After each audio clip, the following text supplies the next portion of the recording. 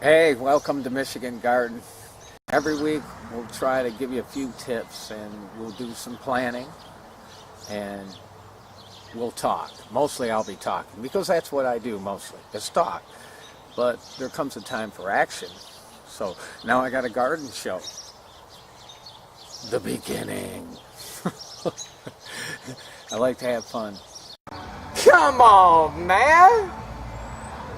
Today we're going to do onion sets, which are basically green onions. They look like this. The pointed end goes up. We're going to cover them up just about to where the top of my finger is, so like a dome is sticking out of the soil. I like to use my hands. You can probably dig a little trench and put them in there and then fill up around them. I like to use my hands. I think it's kind of neat. Here's the onion set, pointed end. There's the round end. Put the pointed end up. Bury it up so the top there, right about where my finger is, bury it about that high. You don't have to be that far apart with these. I got a couple different colors. The yellow ones are hotter. You can see that. Pointed end up. Redder ones are sweeter. Of course, that makes sense. If you've ever had a red onion, you'll know what I'm talking about. You like to be out in the garden, you're going to get dirty. Have a hose ready. I like to play around in the dirt. I always have. You know what I mean? It's kind of cool. You got to work with nature. Have a garden. You have food that is grown by yourself. Hopefully no chemicals. Never spray chemicals in your garden. Get the Roundup away. In fact, if you got Roundup, just throw it out. Man, next time the trash guy comes, put it right in the dumpster. Stop it, will you? All right? Pull the weeds with your hand, or get a hoe and a little rake, or you know what I mean. Do like I do, use paper and straw, ground covering, so you won't have to have weeds, but don't spray chemicals in your garden. For God's sake, you're going to eat this stuff. So read the label. It says it'll kill you, and then you're going to spray it around your food. I think we need to, you know what I mean?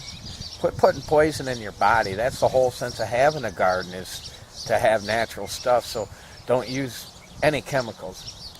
Blessing, come here. So don't use any chemicals. Bury the onions so that the dome is sticking out of the soil. When you go to buy them, you'll have onion sets to buy. Remember, the red ones are sweeter. The yellow ones are hotter. And the greens on a green onion are really good too, because you can, I chop them up and, you know, use them in my eggs, and really good like with an omelet or something like that. Oh,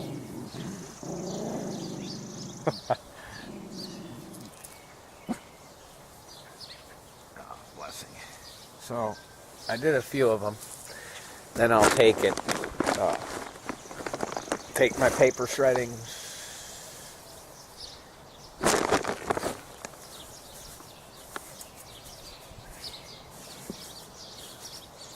cover up what and I don't really use a real thick layer, but enough so when you wet it down, it kind of sticks to the soil, and it keeps the weeds out of there pretty good, enough to where you can pull them by hand, any stray ones that get in there. And you know, that's another thing, you should always inspect your stuff every day, when, you know, just walk around and look at everything so you get a feel for how certain plants are going to need more care than other ones. You know what I mean? No one ever taught me how to garden or anything like that. I watched. And I learned when I was young. My grandpa always told me, plant potatoes on Good Friday. So I've kind of always felt like, yeah, well, I do, and then I don't, because it depends on the weather. Go by the weather. If it's going to rain and it's planting season, plant just before the rain. You know what I mean? Don't plant 2 or 3 days before the rain and, have them sitting in the ground, freezing or whatever. Plant with the rain. Let it rain in. That's really the best way to, I think, use nature to your advantage. You're one with the earth. At any rate, I'll show you what that looks like, a brief section. I'm going to finish the rest, and then we'll be ready to go into the center of the garden. I take the paper shavings that I put in my shredder, which is all my credit card bills and my revolutionary material. I don't want no one else to see. I shred it. I've been doing it for years. I got a great shredder. It's about 5 years old now. It just hammers everything. This is my outside row. First couple outside rows. I got 9 tomatoes in a row and a pepper in between each one. We're going right to the edge with everything. On the outside, I put straw in there. I have a deal with a local man. I trade him straw for tomatoes. I grow tomato plants for him every year, about 40. And then he trades me back straw. And I've gotten some asparagus from him already this year. And then I use the straw to go around my rows, which these are potatoes. And then in between the potato rows I have beans planted. And I take the paper shavings after I plant the beans and spread them out and then water them down. That helps hold the moisture in.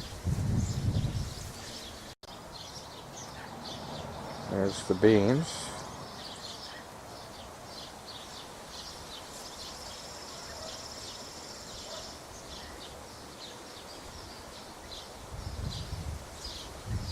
So they're coming up, and they're in between the potatoes with the paper shavings. Kind of gives it a colorful effect. I planted 4 rows of potatoes. I got 6, 2 from last year. I knew I didn't get them all. And then I've got corn on kind of everywhere. I wasn't planting any corn, but my friend and fellow patriot down at the local store here had some corn in a tray, and it was big for corn, so I got it from him. I got some other things from him too. Peppers. All my peppers are from him. I think I got a few of every kind. Hot ones. I got hot ones. Outside you can see how I nest them in the straw with the paper shavings. No weeding on the outside at all for the rest of the year. I got the straw thick enough. If anything gets on top, I'll just pull it out of the straw. And then on the inside, I'll add the straw as I go and more shavings. This is my tomato. In the first 4 rows, I got 36. And right there are my volunteer potatoes. They're huge. And I've got the row of corn going down through there. But you can see the volunteers, of course, they naturally grew. They naturally knew when to take off. You can see them. They're right where I had my 2 rows last year. I had huge hills. This year I went a little bit shallower. So these I will harvest sooner. And I will have the small red potatoes, which are like a delicacy to me. Nothing better than a bee red potato. And then I got my 4 rows here of natural ones. 1, 2, 3, and 4. And with the beans coming up in between. Anyways, you can sprinkle in the morning is the most effective time. It comes with the dew. Things get wet easier and they stay wet longer. And at night, you don't mind your soil being dry. You want your soil dry at night. Contrary to anything you've ever heard, you want it dry. Water it in the morning, let it use up all the nutrients all day long, let it be dry at night, because that's when the disease spreads. And if your soil is wet at night, it travels. And so anywhere it's wet, the disease will travel where it's wet, and then pretty soon everything's infected with whatever's climbing around, and you get all kinds of crap. I don't use any chemicals. That kind of defeats the purpose of having your own garden. If you want to use chemicals, just go buy a can of green beans out of the store. You gotta organically fertilize your garden. Back here I have the composting area.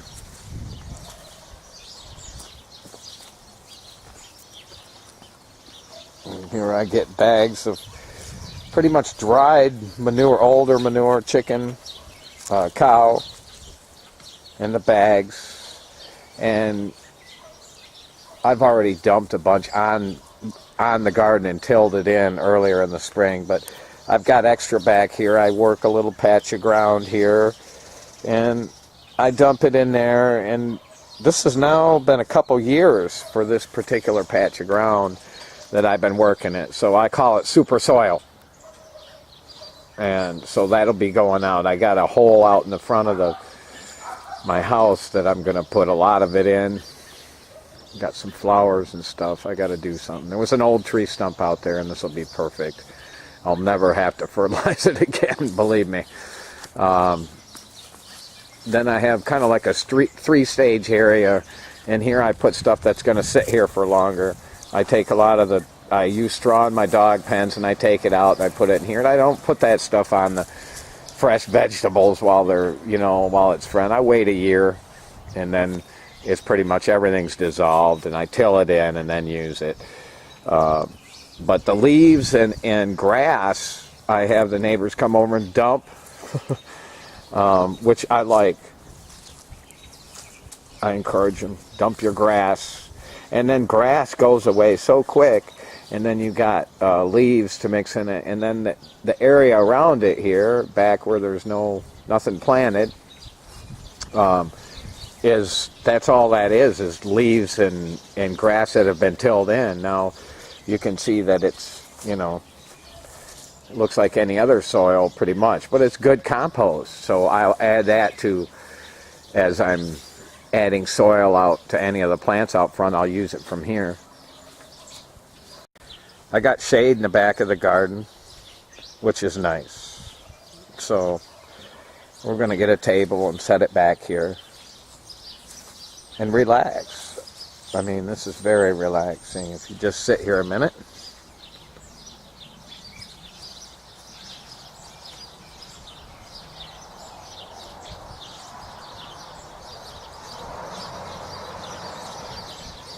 Sit there and watch the road.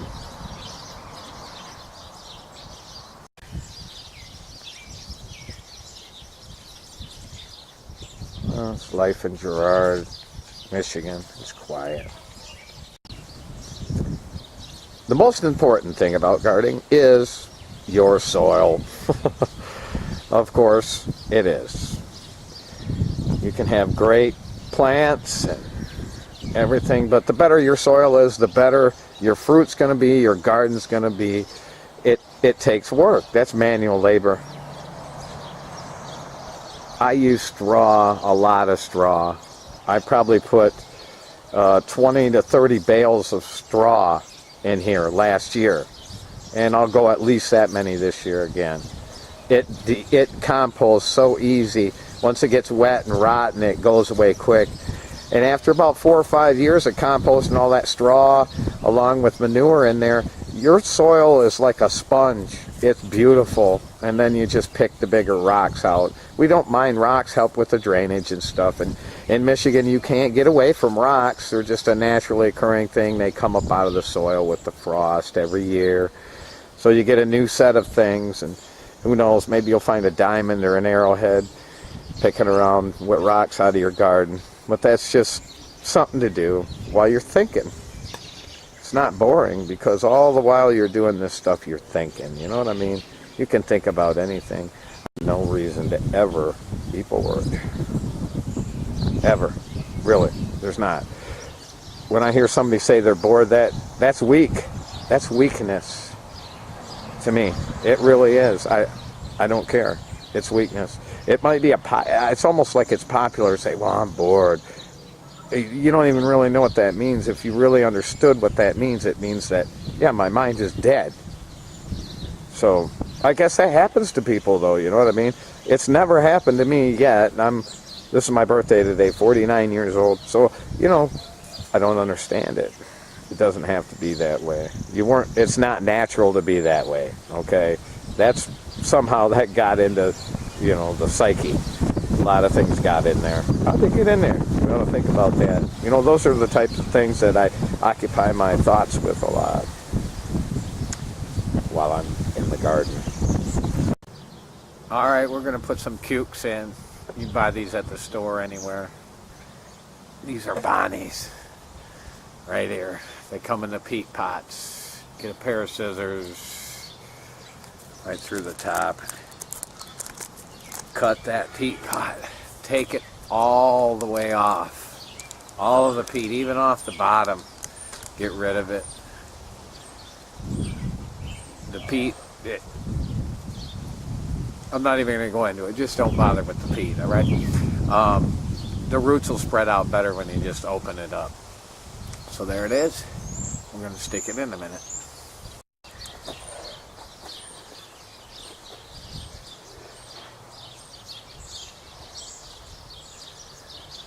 As always, when you're playing around in the dirt, you're leaning over, you need to have something to put on the ground for your legs. Then you're not getting your legs all dirty, so we use a garden rug. So the most important thing about planting, again, is the soil. So I've dug my hole in the regular soil here, but as I was referring to, I got my super soil over there, so we'll put the cuke in. Get it, use the regular soil to get it up to about top of the soil. Then we'll take the super soil. Go around here.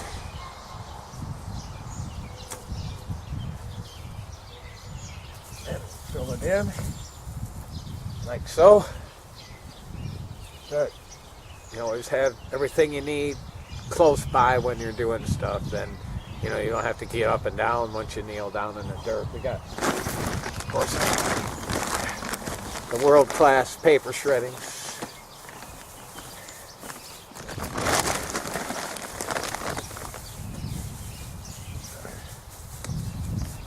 And as I go, we'll follow the vines with the paper shreddings.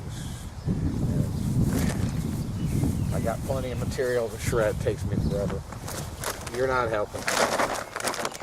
And you never know what you're going to find in the garden. You just never know. A magician would find his magic wand if he had one. Oh my gosh, I got one. So we'll give her some water. Wet this down real good. Main thing about the Bonnie cukes, cut the peat pot off, you'll have better luck with them. It's ready to go.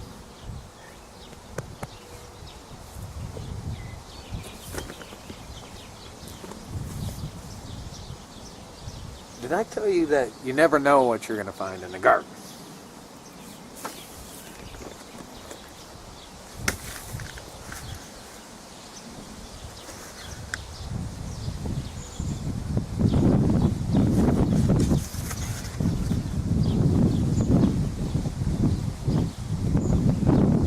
Can anyone say, and the Fed? They're everywhere. Whenever you have potatoes, you have potato bugs. They really serve no useful purpose other than to eat your plant. They come out of the potatoes and crawl up the plant and start eating from the top, really.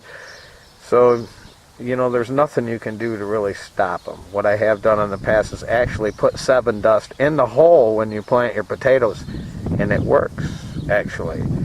But I'm like trying to be chemical free again, right? So there is an alternative method because they're going to eat. But you know what?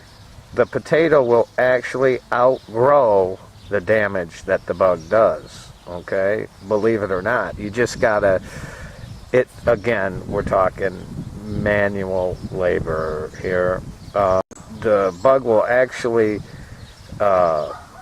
become dormant at night and in the morning, so they don't really move. They just sit there. So that's when you want to insecticide them if you're going to do that, is in the morning. Really the best time.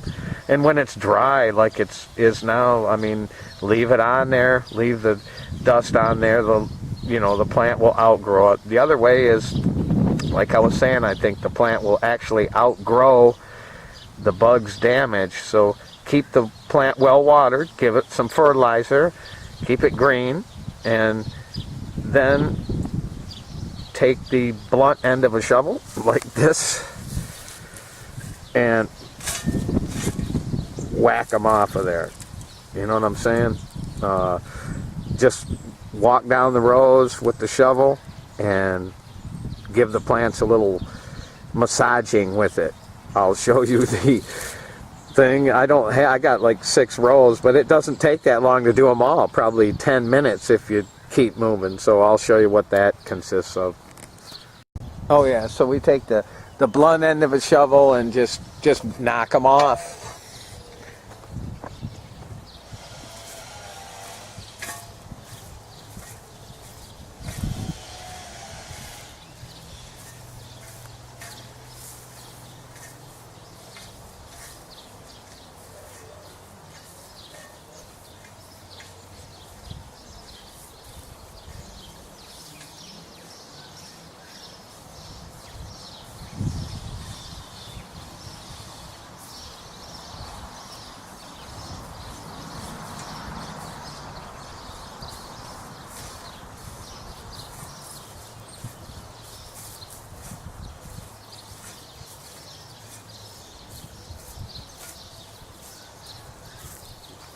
Basically, there's a couple rows done in like no time.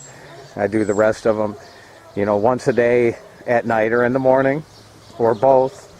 Make sure you didn't miss any. Knock them off. Once they're off the plant, they die. So new ones will come up. But like I said, it'll outgrow them, then they'll be done, and the old plants will be all right. So now that we have our row of green onions in, we'll take the wand and water that down so it's good and wet overnight. And Michigan, we get wind all the time. Late May and early June, you get a lot of wind in Michigan, traditionally. So I'm never in a rush to plant, because if your plants get too big at the end of May in the ground, they take a beating. Next week we're going to be putting cages on the tomatoes. I'll have some of them done, not all of them. I'd like to give them at least a week to firm up. The wind blowing them around and everything strengthens the stalk, and I keep the leaves pinched on them, because on a tomato you really only want a couple main stalks coming off. I mean, and most people just let them go, then you've got fruit everywhere. But if you keep them down to a couple stalks and manage them, you get better fruit by far. And even more of it. You think you get more stalks, more fruit, but that's not necessarily true. Everything looks good in the evening.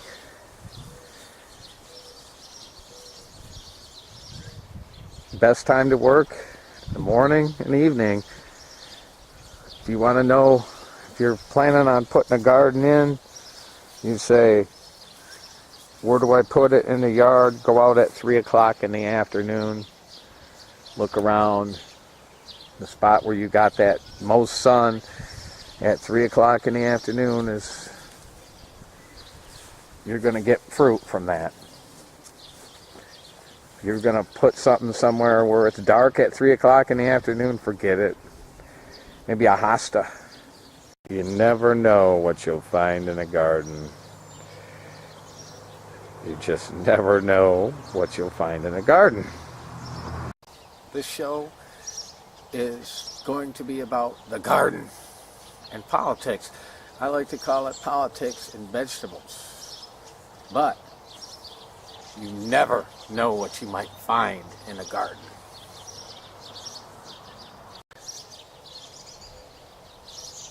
So you never know what you might find in a garden.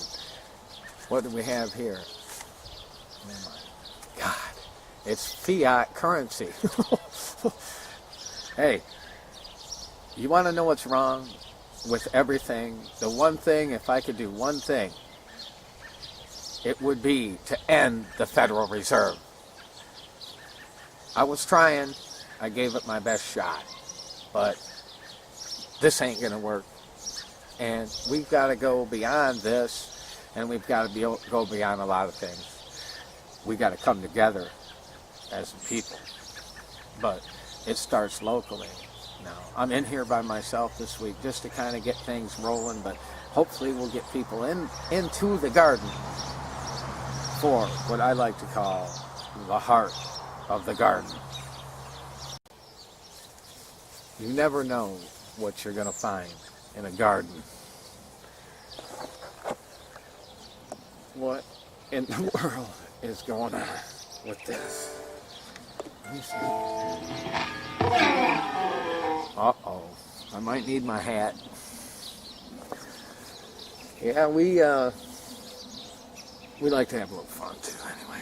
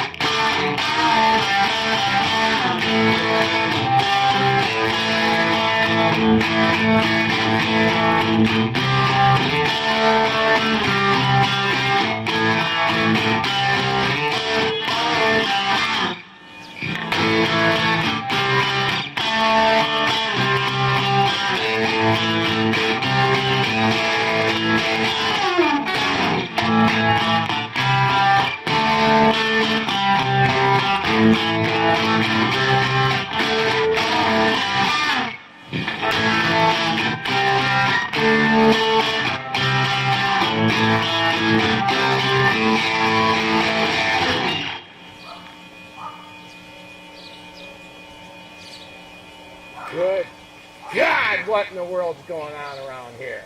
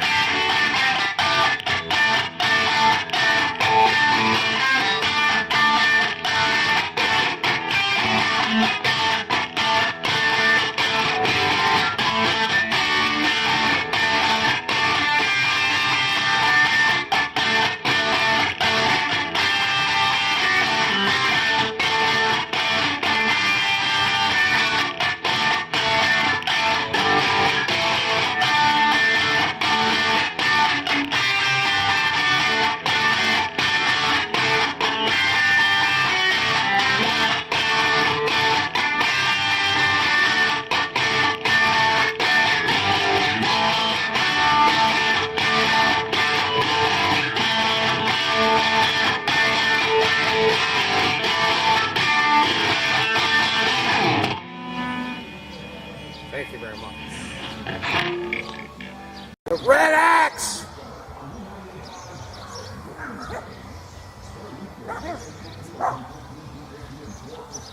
The red axe, I said, the red axe. And like I said, you never know what you're going to find in the garden.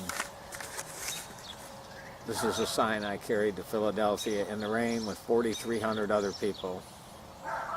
The revolution was alive that day. Game over bankers. I think we've all had enough. Things got to change. We got to change them. I'm on the rise with the revolution. So should you be. Don't waste another minute. Do what you want to do now because you don't have time to wait around. What do they got planned? I can give you a pretty good idea. How about financial collapse and World War III? In no particular order. They've got Romney ready to be installed. What are we going to do about it? You know, looks like nothing. Looks like absolutely nothing. Why? Because people do not care. They don't give a flying rat's behind about anything that's going on. Everyone's wandering around in their own worlds thinking things are going to go on forever. Oh, it'll be all right. Guess what? The plug is going to be pulled. And there's going to be a lot of people holding the bag. What am I doing? I'm making a lot of noise. Why? Because I have to. Come on, man!